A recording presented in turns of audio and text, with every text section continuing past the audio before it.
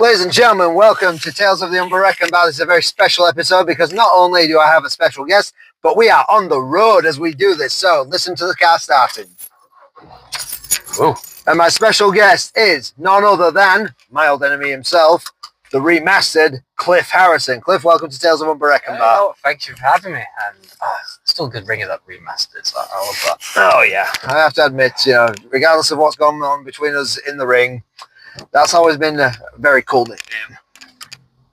To go from the Cliffside Story to the remastered, but we will get to that. Now, the way I always start with Tales of Unberechenbar is going right back to the beginning. Oh God. Because when everybody leaves school, I always say this, when everybody leaves school, they're told that they've got to have a plan.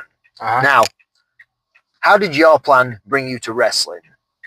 Oh, gosh, I don't think it really did. See, I came across wrestling, it's not showing my age, I came across wrestling from a newspaper article.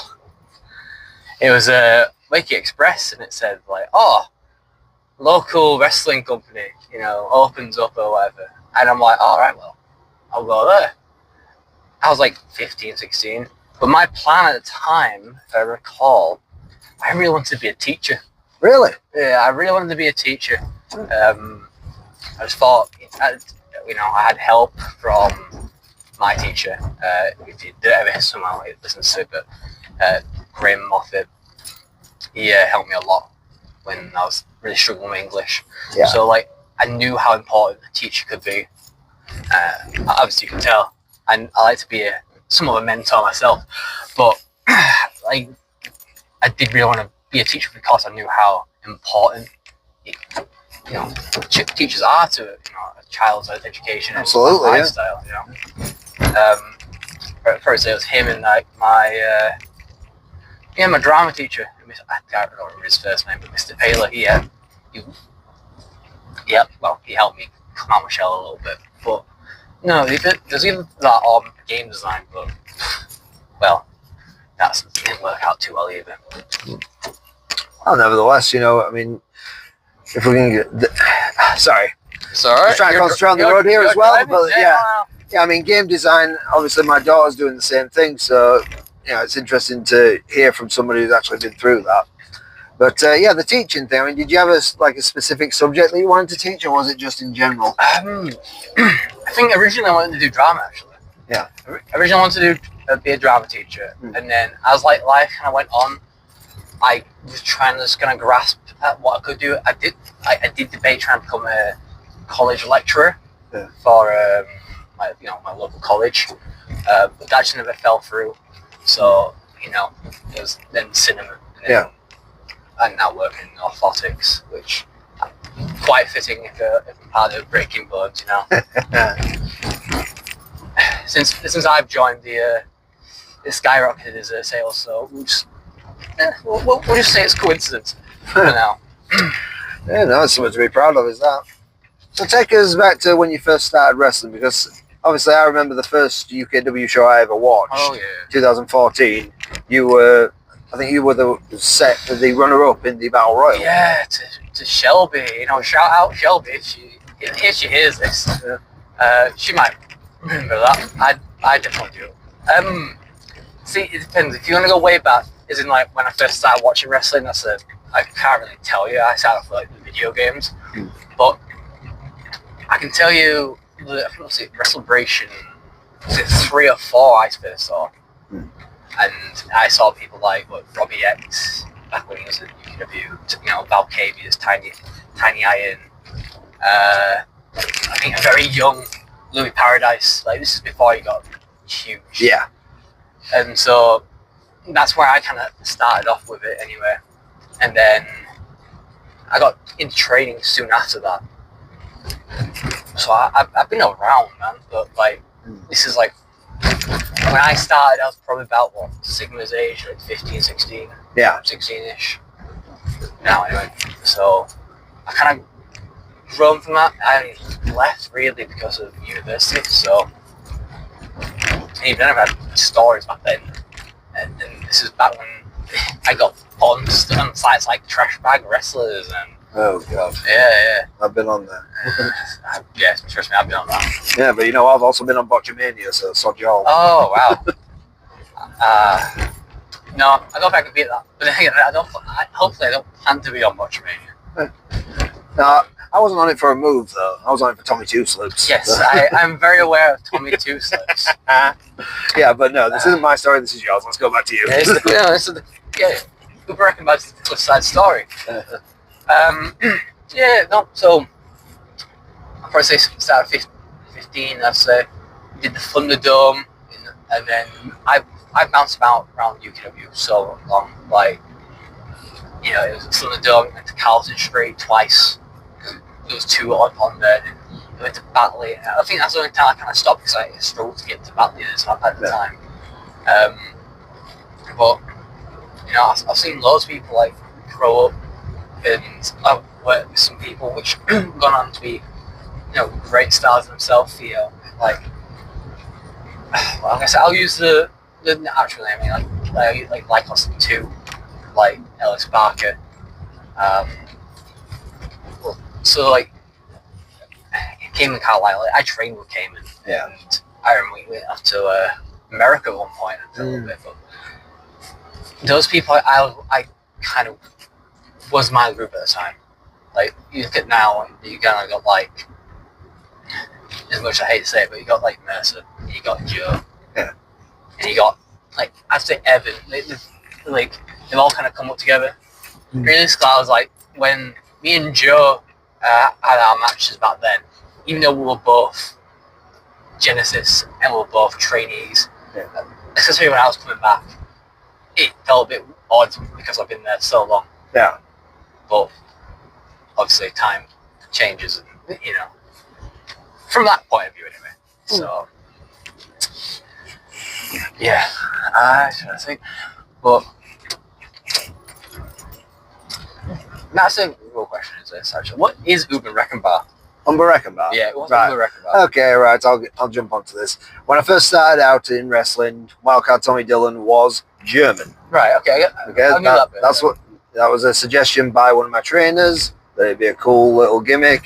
Although his idea was more for me to be wearing lederhosen and walking out with a knockwurst sausage, which I never did. I said, if I'm going to do this, if I'm going to do this, I'm just going to be a German wrestler. So I started learning a few German words. I couldn't speak German. I'm not fluent, but I started learning the beginning of the German national anthem because I only needed the first couple of lines on that because the audience was going to start booing me after I started singing it. Okay, I get that. Yeah, but UNBERECHENBAR. I was looking for a word that meant wild card, and I couldn't find one. So the closest I found was unpredictable, which was UNBERECHENBAR. Oh, that makes sense. Actually. And that, I used to hashtag that. Well, I still hashtag it now, I hashtagged it. I've shouted it out. And when I decided to drop the German gimmick, I just liked the word, so I stuck with it. Oh, that makes sense. It was something different. It was something that set me apart from everyone else. Well, now I know. Yeah. I know. Yeah. Oh dear. But tell me about your comeback though. You know, because it was after the pandemic, wasn't it? Actually, after the pandemic. So if you want to be the year from hell, as I call it. No, the pandemic was it was like 2 years, wasn't it? No, it was only a year. Oh, it was the longest year of my life then. Yeah. So I got back from uni. I started doing I worked in cinema, and I let myself go. I'm not gonna lie, I let myself go. I ballooned up to 16 stone 3, which in fairness isn't a huge weight, and if you are at that weight, it's not huge. You should never feel like down and everything like that. But I felt uncomfortable, and so it was probably I remember we went into lockdown again around October-ish or something, and at that point I'm like, right, I'm focused on calories and dieting and all this lot. So I started, and then as it came around, wrestling came back. I'm like, all right, well, I've lost considerable amount of weight. I should go back. Yeah. So I went back, learned to travel, get there, trains, and all this lot. In fact, I think it was the main reason I did use trains before, but it was more like, if I'm going to do this, I'm going to commit to get trains and all this lot. And then I came back, and it was weird because it was nervous, the butterflies again, but it was also homely. It was almost like I had come back from on holiday to your house. Oh, yeah. And I think it felt different but the same. It was nice. I think I can't remember my first day back properly. I've had a few knocks to the head, but I met you. I think I met a few other people. I was maybe Sheik or two maybe back then. Could be wrong. There was other people came and gone. So meeting all these people, and then from that I met tag partners and then rivals. Yeah. And it was, and that's the thing, especially now, I do think things have changed a bit, but I remember, the grind, the best way, but the grind between me restarting, because I did before, and then, work came up, so I couldn't really do it again, so I came back again around, officially around back end of August, and then I grinded. I had a full notebook. I started writing stuff down, combo ideas. By the way, I still haven't done everything I want. I've done combo ideas which I want to bring back, and then an idea of what Cliff is, who I actually am. And the thing is, evolution happens. So where I was back then is not who I am right now. Yeah. And I remember it was nearing the December. I think it was the first showdown. Yeah, so it was November-ish, during December, and I remember I get a message from, I think it was either I get a message from John, or I got told by Monty himself that I'm facing him, and I'm like, what? Because the thing is, I remember training with Monty where the whole idea was I just went around being a bump monkey. Yeah. And then it's oh no, you're facing him. I'm like, oh, alright. And then I am on record, I do have a win over Mustafa Khan in the singles competition. We do not talk about how it happened, but I do have a singles win over Mustafa Khan.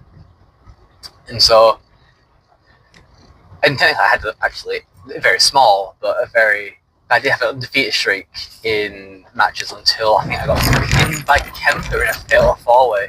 Oh, yes. And then I lost to, it must have been Billy O'Keefe, I think. It might have been Billy O'Keefe. I think it was. Definitely was. I used to kind of walk down free and something or whatever it was. It made it out it was a big deal, but that was the thing though, you were supposed to be the arrogant heel, weren't you? But the audience took to you, didn't they? Well, so it was weird. So after December, it was big. I had a few matches, and it went from. I was still an arrogant heel. I was very much an arrogant heel, and I was still trying to find myself. I knew that's what they wanted, and I brought into it. But where it switched was it was weird. It's I faced people like Jepsen, and obviously when working with a bigger guy, you can show you off better. Yeah. You know what I mean? And so when I was able to get away with some more flashy stuff, I think that kind of drew people in. The Cliffside story actually happened when I faced Johan at the time, who was going for the TV title. Yeah. And I don't remember the exact reason why I faced him. I think it was just put these two together, and we had it's not the best match in hindsight. Yeah.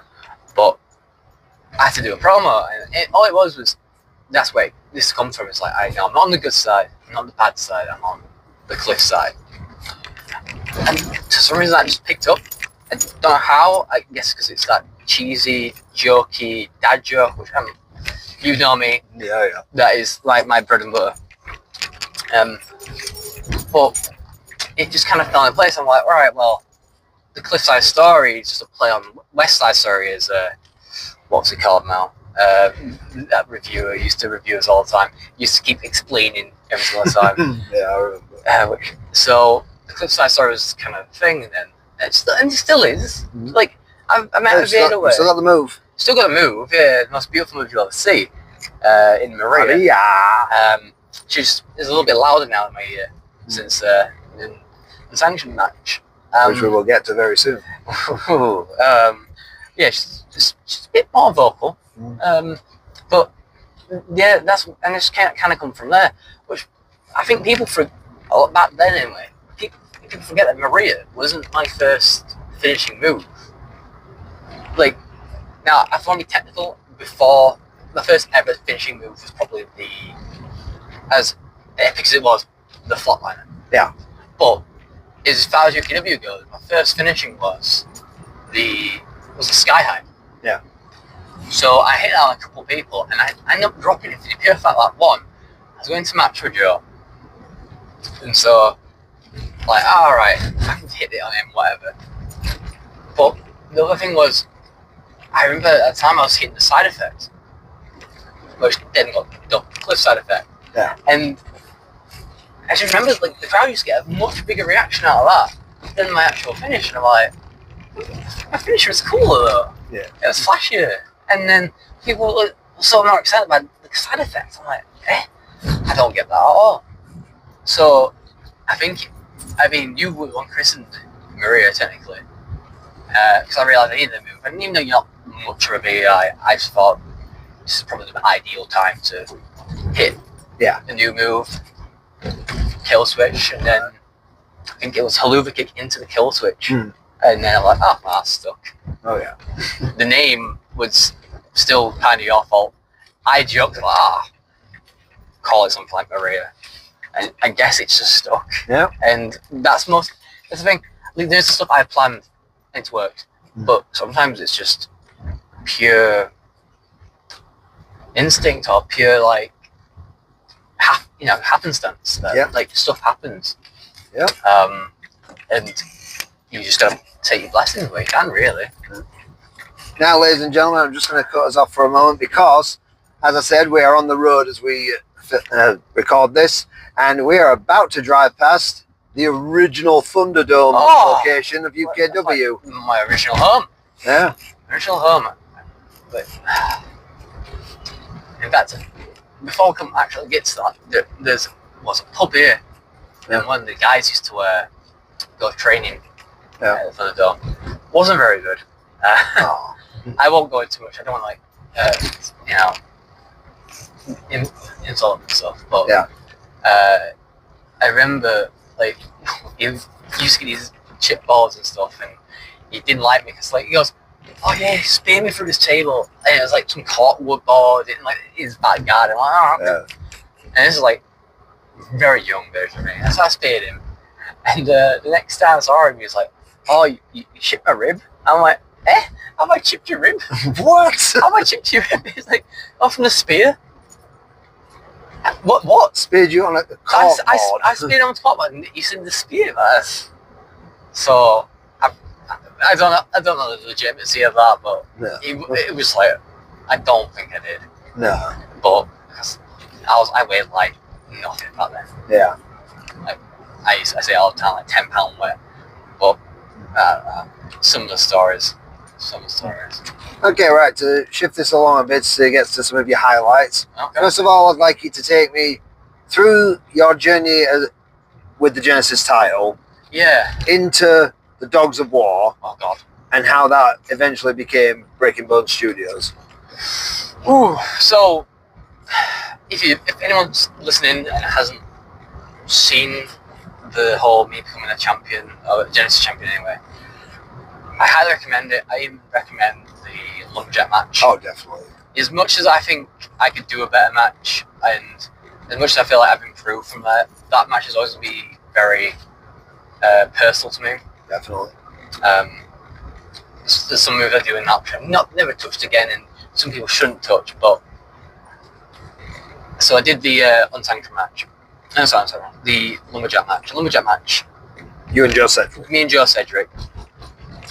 Joe was the inaugural Genesis champion. Yeah. Joe's inaugural. The story goes that me and Joe, we started off. We just got put in a match. We're both blue eyes, both rearing, ready to go, and we just had this match. Now we didn't know at the time how good of a match this was, but I guess it was different enough from all the other matches that it really stuck out. So then we had another one, and you're like, all right. We had to get the rubber match, but as the bash happened, that's when Joe, sided with Stafford and made a part of the Persian Empire. So here I am. I've got like, oh, I've got a friend here, and now he's gone off with Mustafa Khan and Leonie Rose and Johan Hunt. So I don't know what happened with that. So the rubber match wasn't even really a rubber match. I just kind of got beaten up by the Persian Empire, which wasn't the best. And so the lumberjack match is what I consider the true rubber match. And he may have won, but it was electric. The crowd, the other wrestlers there, were invested. And it felt like catching lightning in a bottle. Yeah. And so that was, I think that was night. That was showcase of champions. And then the following time was Rebound, and that's where I won the belt. The only thing I'm a bit upset, I do love that match because that's when I became Genesis champion. You and Sheep Tomb and Yorkshire carrying me up. That's a fond memory in my brain, and it's just, to me, I wish if I could go back, I wish I hit instead of pinning over Jonathan's move, and I wish it hit my own. I just feel it could have been more personal. But from that, I was champion. My first defense is at this point in time my last singles match as well. It was against Sebastian Mercer. It's funny how things turn out like that. So first defense about Sebastian Mercer, I had a thought I'm just going to lose this already. Because Mercer was still good back then. And so we had this match. I thought, I knew we clicked there, I feel like. Especially as opponents. It was only when I joined Dogs of War I felt like we clicked more. But the story went was, Mercer was obviously friends with, at the time, Jacob Reed. I say friends, we were airport that. And so, I think I faced young Horace. I dropped him with Mariana Deadeye, and he still comes back for more. Let's see. I don't think I had that many defences, really. No. I faced Jacob Reed at Day Reckoning, and then I had a situation because we were building preparation where I actually faced quite a few champions at the time. So I was like, it was Cliff versus TV champion at the time, Kim Carlisle. Then it was Cliff versus women's champion, Leonie Rose. The only one I didn't get to face was world champion. Which I think is still cool to think, I think I'm the only champion. Oh no, I'm the first champion at this point in time as well. I believe Tom Savage's faced Chris Castle. But I was the first Genesis champion to face a TV champion, and I'm the first Genesis champion to face the women's champion. Is so fun little facts there. So I did that. WrestleBration happens, and I lose the belt. Whatever, you lose the belt. Everyone has their time. Everyone, passes on. I did have a rematch against Jacob Reed in the next week, and it was just a domination. I had my stuff in. I gave him the best fight I could, but it just wasn't meant to be. And so, at the time, Horace appeared. I remember this. This is kind of how we kind of go into the Dogs of War thing, because Horace wanted to face for the Genesis title, and he was over. If people liked him, I think maybe that could have helped a little bit, but if people did want him to beat Jacob Reed, he didn't. I beat Sebastian Mercer in the second time, which not one of our best matches in hindsight, but it's still a good memory. Of course, yeah. It was I think it was Picky Poison, which you remember well. Actually. No, I remember Picky Poison. Yes. So Picky Poison, that's where the story turns into the Dogs War, because that's where I joined.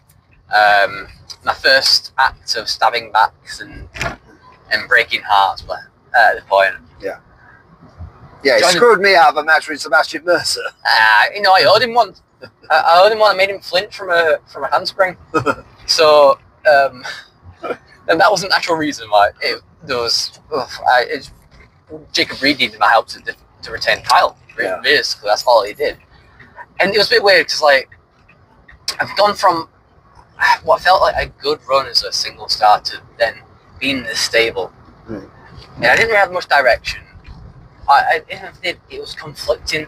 I was told like we're either like there's no leader or there is a leader, and I didn't know where to go. And in hindsight, I feel like I should have maybe pushed forward a little bit, especially with me and Nurse at the time. We would have been the tag team, and it was only from like out of necessity that it's like, right, we're in this situation. We don't know how long for. Let's make the best we can do. And I think we did. I think for our short period back then, we were quite good for where we were. Because we had some good matches. We had before Level Up. Yeah. Brett Cedric and Casey Riley. That was one of my, and that was the first? Yeah, it might have been the first pushing limits. Oh, it might have been it's first, second. It might have been the first pushing limits. Yeah. And then,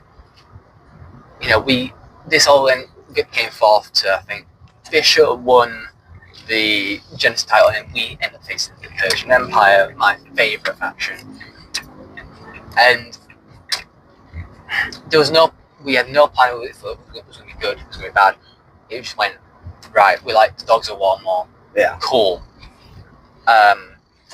Obviously, that doesn't end as well. That was that story. Mercer betrays me. Yeah. I say it betrays all of us, but it betrayed me more. Yeah. And that's the thing, like, this Cliffside story has always weirdly had a connection with Mercer. I don't think he's ever really put it together, but it's like a bad habit or like I don't know, it's kind of like, if I use like media terms, it's almost like a Goku and a Vegeta in like Dragon Ball Z terms, or like I could even say the same with Joe. We just somehow we just end up coming back, bouncing back. And I was going to say, as we're driving down, to our left would have been one of the other versions of UKW, with academies, and then it went right on the next corner. There's a reason I took this route. There's two other versions of UKW. Yeah, there's a lot of versions of UKW. In fact, I know another one you've not been to actually. Yeah. Which is, Weatherby Whaler. So if you go towards Weatherby Whaler. Oh, it was there as well? No, Weatherby Whaler, so if you're going towards the bridge, turn left. I think it's now like a dog grooming place now. Oh, yeah. But it was there at one point as well. Oh, I didn't know that. So, and now you do. That's how old I am. Right, so back to the story. Dogs of War didn't work out.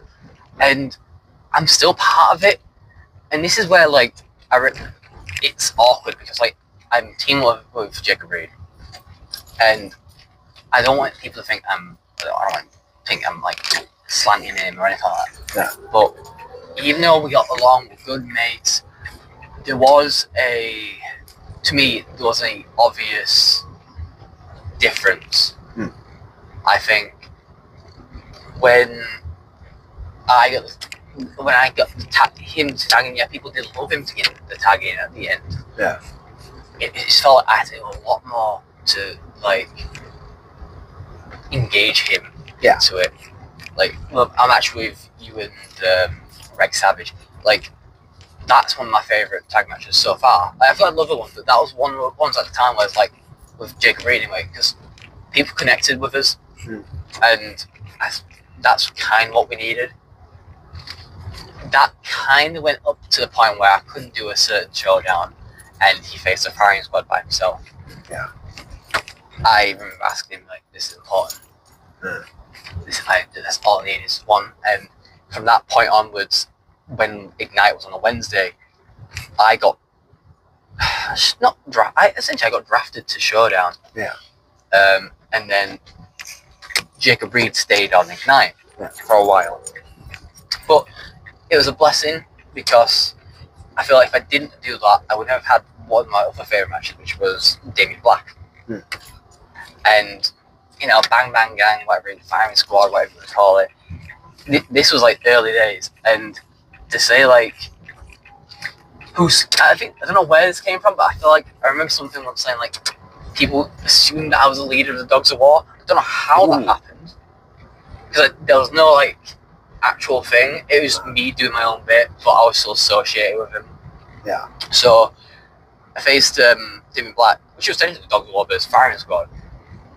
And swear, with Chris and where I started doing the diving elbow, and it's just one of those things where like it's a match where like I don't know, it just gelled well, and I would happily do another one, maybe in a time where we're not on both the same alignment at the moment. Yeah, it'd be lovely to rekindle that.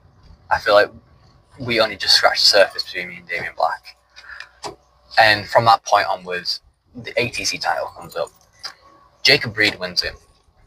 Don't know how. Can't remember why. And then it was Cerebral Steve's last pay-per-view match.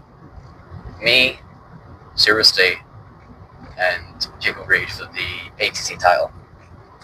And another one where like the crowd was quite good for that. It was, you can hear it, you know, Cliffside Story, Cerebral Steve. Cliffside Story, Cerebral Steve. And then it'd be Jacob Reed looking out. Well, come on, guys! Like, and even then, like, it was split, and yeah, I may have lost that match and should have and would have loved to have been the ATC champion or round clock champion. Yeah, it was still one of those matches, and you know, I know Steve came back a few times later, but I wish, you know, it was just a singles match between me and him. I feel like I would have preferred that. I don't know about him. I would have preferred that if that was going to be his last match. Yeah. And then that's when Breaking Bones comes in, because like at this point, like not only did Jacob Reed retain it by pinning me, so I'm not the happiest for that, but he also loses the belt within 2 days. I think he loses to Leone, and then Leone loses to Rocco.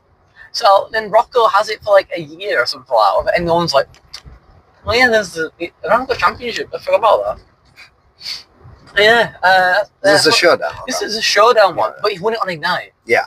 So I'm like, I'm just trying to separate because this was during Nevin Knight's. Yeah. So because we had two of them. We had the actual ATC and we had the showdown ATC. Yeah.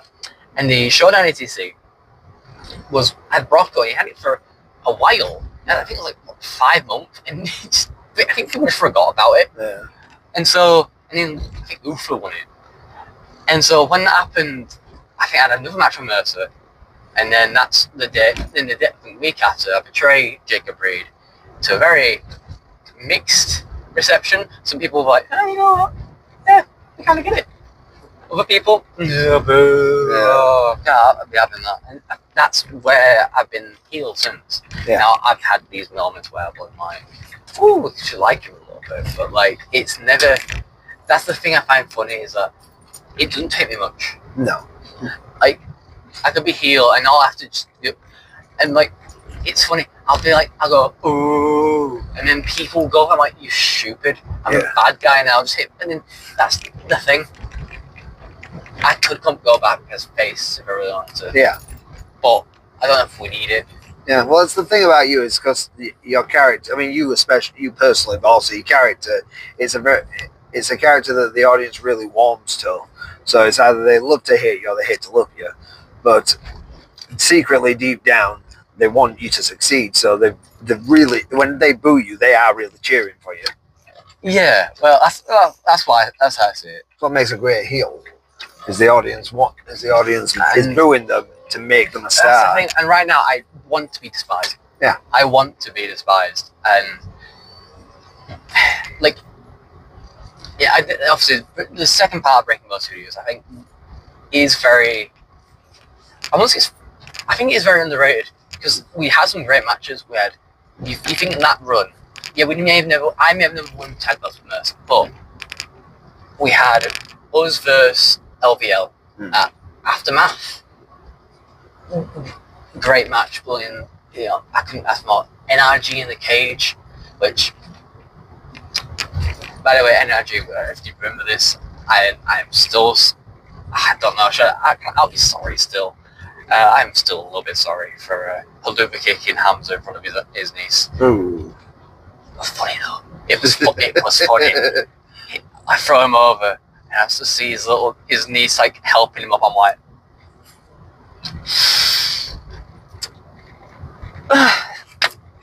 You only live once, and I kicked him, and I then had a very angry mother. Yeah. That's the thing. This is before when all the mums loved me. Yeah, that was only when we brought in Sigma, which I think that's where we are at now with like the story with Sigma. I've took him under my wing. I do think like he's grown a lot more.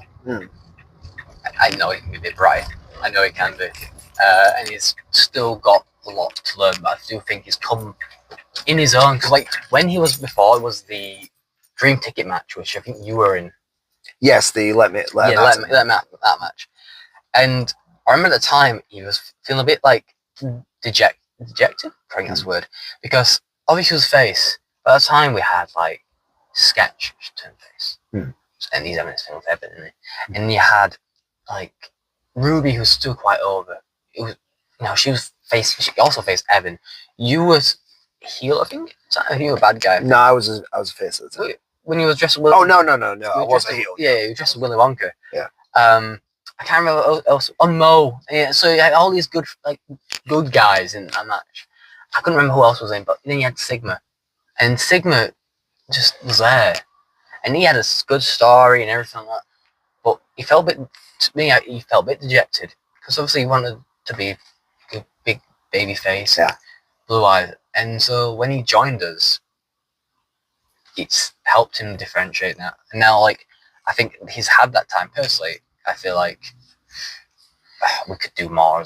We could do so much more. And I would love to change a few things, but like how he is right now, people like him again, just because he's talented. That's the thing, turning heel was the best thing for him because now he's got over with the audience naturally. Yeah, it's not just a case of he's young, he can high fly. He's obviously the good guy. He's become the bad guy, and the audience have just grown to love him just for how awesome he is. He's realized what he should and shouldn't do in the ring, at least like without polish, because like that was my thing with him was I had a match with him and matches, but there's the polish. We needed that polish, and we buffed him a lot of it out. He's getting so much better, and I'm happy that he's getting so much better. But kind of leading up to, I think that's where it leads up to December Bash, I think, because then December Bash is when we betray Mercer. Honestly, like also we actually, you know what? Rewind. If we want to talk about the story, about the Cliffside story, we need to go back to what was it? A couple of weeks before Hollow Ground, because that's where I attack you. Yes, I attack you, which by the way is one of my favourite segments, and I really hope Dylan is still getting called Dylan. It's reminded that he's called Dylan. I don't know if they know about how you came with the name, but to me, the fact that your child is in law, Dylan is hilarious to me. Yeah. Thomas Dylan, and Kiara Dylan, which is brilliant. I love it. But if you can believe him out, you can believe that, however. No, that's fine. But it was from that point, I think, even though I did it in my normal promos, I think that was an inkling of the heel I can be. Yeah. Because when I had that match with you, normally I'm like chatting crap to the kids. I'm telling, kids tell me I suck and ass. Your mother knows about that, all this type of deal, and and so when I'm having that match with you, which honestly is one of my better singles matches, just because the story alone, and I'm not reacting to the crowd, I'm still working them, but I'm mostly directing it to you, and then you can feel the crowd kind of like, oh no, this is going from, oh, it's these two guys in a match, to this is a little bit more personal. I think, obviously, I know I brought your family into it, but I think that's what was different about it. It was that more personal touch, and that's why I kind of like that a lot more. December Bash, obviously, we met again, but what was more important was Betrayal again at 3 at this point. Yeah. And, Concerto, Maria. This is on Mercy. This is on Mercy, yeah. And that's the other thing. That was this glimpse of a darker Cliff. Absolutely. I wish I could have played more into it earlier. And I do think, you know, I'm still trying to work this darker side. And I think that dark side is very much welcome, especially in like wrestling in general. Yeah. Because like, I feel like, I don't know, maybe it's just me. I've noticed there's a lot of cocky, arrogant heels, a little bit more flamboyant, yeah. And you can see it works. You look at your Shawn Michaels, you look at your Adam Cole, and they are very popular for a reason. But you know, for every Adam Cole, you've got Hangman, who when he's heels, he's a bit more, he's somber, and I think I could at least try anyway. So this comes back at the Bash, and as far as I'm aware, we were meant to have that match. That's the Great British Bash. Yeah, British Bash. Leaves it in December. That gets taken out in December. Bash comes back at the Great British We'll tag Bash. champions in between that as well. Would be Savage Country. Yeah, and I think we were meant to face the Broncos, but then you still had the titles at that point. Yeah. We still had the titles, and I had a match against Red Brocco for the Genesis title. Funny enough, I didn't care about no tournament. I'm a Cliff. I could do what I want. Yeah. So he comes back to the Great British Bash. I get thrown out, and now we're meant to have this unsanctioned match. I'm not to say, but we were meant to have it earlier. It's, hot. We just come back within here, face you and Tav, Johan. The triple threat for the world. It's weird because it's weird. Like, obviously, if you look at his Twitter handle, sorry, his Instagram handle, it says both names. Yeah. So, that's another thing. I'm facing the firing squad, so I've just betrayed in your match. I've just cost Mercer the title. Yep. Everyone's booing me. Mercer gets back in and gets stomped by Johan. Yeah. Johan stomps you, pins Mercer, and then it must have been 5 minutes later, hearing BBS music, and we're getting cheered. I think that was more just the audience preferred you guys over the firing squad. Yeah, but because when it's 2 heel teams, they've got to pick one. Yeah, they do have to pick one, and like. So you could do anything as bad as you want. They still love you guys. Yeah, but I get that. And the thing is, I don't know if part of me was a bit upset because I kind of wanted us a bit to be booed, but I knew why we were going to be booed because I do feel like I don't want to go into too much firing squad because it's a personal thing. I don't want to make it controversial. Of course, yeah. But even though I do like Tyler, sometimes. It does come. Tyler's really good, and so is Ufa, or Dylan Chase. I do think sometimes they need to step back a little bit. And I don't think in a bad way. I just think it's like, there's nothing wrong with just taking it back a little bit. And I don't mean that. It's because if you're doing all this stuff, sometimes you realize you don't need all of it. Yeah. It's the small bits that matter. So. Lose the tag belts, and then that time between losing the tag belts, I was kind of there for a little bit. I kind of drifted, found other bits to do. I think I don't think I was on one of the shows. I think it was in a scramble match for the ATC title.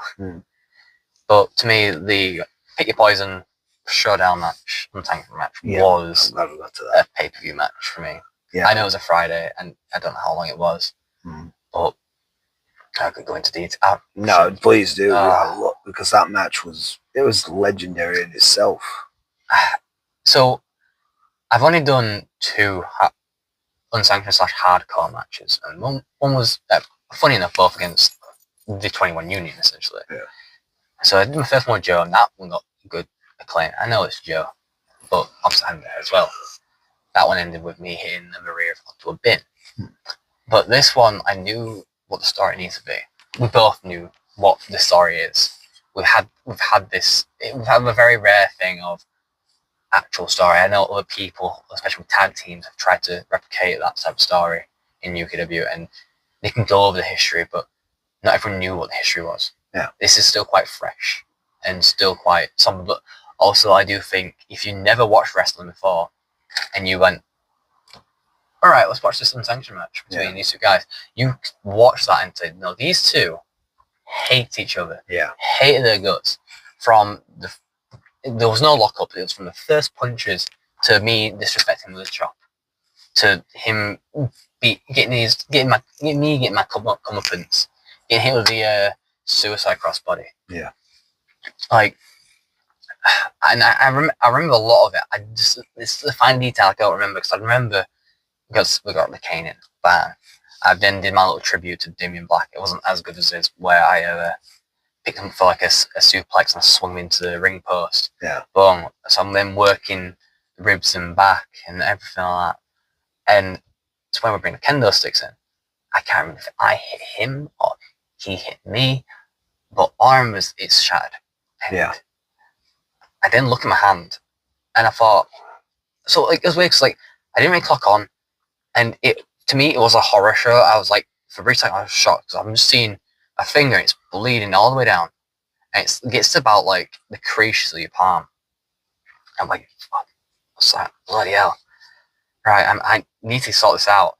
And from the whole match, you don't see it as much, but every time I get a chance, I'm trying to like not bleed as much because my hand looked like I've just mugged Kane. Yeah. Really. Not Kane Taylor, but Kane.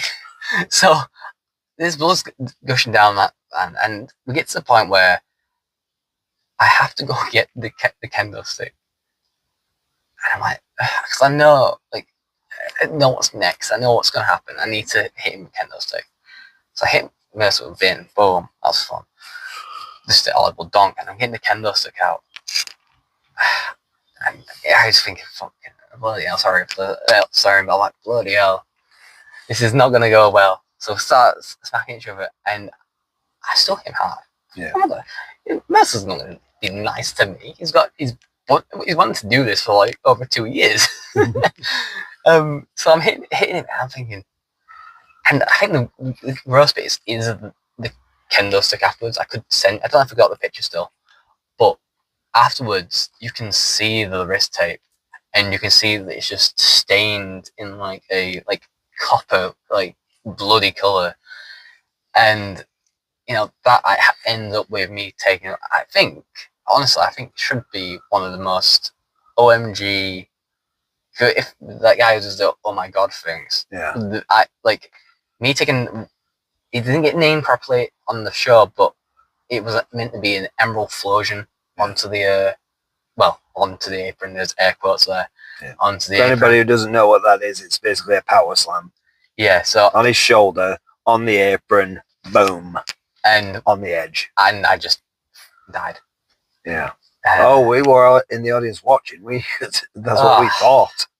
And the thing is, so Mercer's pulling me up, and I feel like everyone thought I was dead from that. And what actually was happening is, I mentioned to Gary, the ref, I'm bleeding. I need something to cover up just for this last little bit. And the reason why it's hard for him to pull me up is because Gary's checking on me. He's trying to put a plaster on my finger.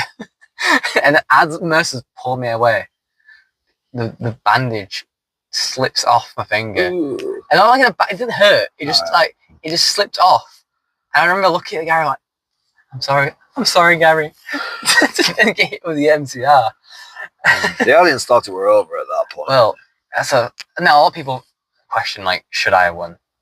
And I did. When you got hit with the MCR, they were silent because they'd just seen the Emerald Flosion. They thought it was over. They thought the MCR was just an exclamation point. When you kicked out of that, that's when they went nuts. Well, that is something that people forget.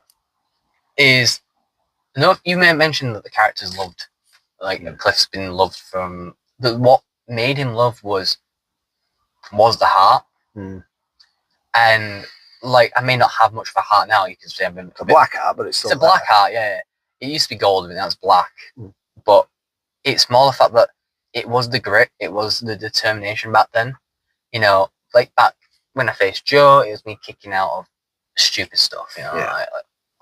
Power bombs and all this lot. I remember when I faced Jacob Reed, I was taking big knockout blows, and it's that will to fight on. That wasn't much the will. That was adulterated hatred. Mm. like pettiness. Yeah. Like, yeah, I won the match, but if that match ended there, me kicking out in defiance, that still would have ended as a, oh no, right? Yeah. I have bitten off. I've done whatever I can to just get that last word in, and say the ending is something simple as a sledgehammer. Is quite poetic in a way. I feel like it's that, even though he did introduce it, I think it's just the nice ribbon. It wasn't a wrestling move. No. It wasn't like me doing something onto something. It was just something simple as a sledgehammer, which I do think in professional wrestling it just isn't as like honored. You know what I mean? No. You see candlesticks used all the time. You see like skewers and see head. I think what I posted was, I don't need skewers, I don't need barbed wire, I don't need glass. I just need a song in my head, a wrestling ability, and a sledgehammer. Yeah. And that's what it should be. Like the rule of three. The rule of three. You know, and I like the idea. I kind of evolved from using chairs to a sledgehammer. Because I was actually going to do the same thing with Mustafa Khan and actually get a printed, like a chair, printed my logo on it, and like, then Mustafa Khan comes out. I'm like, oh, what do you think? I'm like, so cool. I was gonna have a massive star on mine. I was gonna paint it blue and silver with some black in there. Yeah. And then I could hit people and like, oh, look, you've seen stars. But there's a few things I've got a plan for that. Yeah. I might steal a thing or two from an old friend. But we'll see where it goes. But no, I do think that's... it's too early for me to say it's a career-defining, but I do think that is, for UKW, a career-defining match. And I kind of hope it kind of stays that way. Match of the year for me, and for many others. And plenty of people said when the UKW awards come around, if that doesn't win match of the year, something's wrong. I think that's one thing I'm also quite fortunate with, is I don't think I was considered match of the year last year. I know my first year I got match of the year that was the Lumberjack match. Yeah. And I appreciate that as well. Of course. Yeah. I just think this one means a bit more because, like, obviously it's a different role. And, you know, it's someone I spent a lot of time with. Of course, yeah. And it's also those small touches that I don't think got picked up. But that's why everyone needs to go back and watch it. Yeah, everyone needs to go back and watch it. Anybody listening, go back and watch that match again and again and again. You'll pick up all the little bits. Yeah, because like it's like an M. Night Shyamalan movie. It's like, even then, like, and there's moves I did. It's like, for a little bit of a, you know, for those who don't know, the move I beat Mercer with was the Deadeye. Yeah. The first time we ever faced each other. And the fact that he kicks out of the Deadeye may not have been a big thing for other people, but it was a brutal move in its own right. Yeah, and the fact that he kicks out essentially the first thing he ever got pinned with should be, you know, kind of acknowledged. And like, we always joked about me wearing Sebastian Mercer's shirt. I remember, I think it was Nicky Hayes, which, if you does listen to this, and he was like, oh, you just trying to be like him. I'm like, no, if anything, I'm giving him a taste of what he deserves, you know what I mean? So, like, it's a lot more to it. Like, down from what I chose to wear, I specifically chose to wear this more, like, joggery cargo thing. Not only because it was, like, a reference to way back when Dogs of War, but there's just been a pure contrast of, all right, this guy's not a good guy. This guy is, you know, rocking the jeans, you know, down to me wearing his shirt to then throttle him with. Like, it's all these little touches, and it was also, to me, it's this is the bit that didn't picked up on the video, and if there's another edit, I would love to see it. But when the match, I'm celebrating, Sigma comes in, he's checking on me. Yeah. And I remember, like, as I'm walking away back to backstage, I can see Joe checking on Mercer. And I'm still bleeding from my hand. It's still going. And I've wiped my face unintentionally, and I'm just kind of like red mask. And I do remember, I don't think the camera wasn't on me. I had it just in case someone did. And I have my finger. I press it on like just below my upper cheek, and just wipe it around, almost like a Joker. Like a Joker grin. Yeah. But just not like to get the Joker thing, just to kind of like, oh no, he's lost a bit. Yeah. He's done a bit nutty. He's a little bit nutty. And so, hope if I can get this down. And now I think at this moment in time, I have a match which I would like to be able to introduce this, but I don't think it's the right time for to introduce this more darker thing. And I'm trying to look at more of a somber note. Yeah. A bit more of a Jake Roberts. Yeah. There's no rush. A Raven. Yeah, build the character as it goes. Yeah. Right, Cliff. Thank you for that. We're gonna have to call it a day there, but we will be doing a part 2 on this because I want to talk about more things, including Caribbean Cliff. Oh, don't! I want to talk about it. You've got no chance of getting away with it. No, Caribbean Cliff. But yeah, ladies and gentlemen, thank you for tuning into this episode of Tales of UNBERECHENBAR. I'm the Wildcat Tommy Dillon. He is Cliff Harrison, and we've stopped driving. Yeah, see you later. See you later, guys.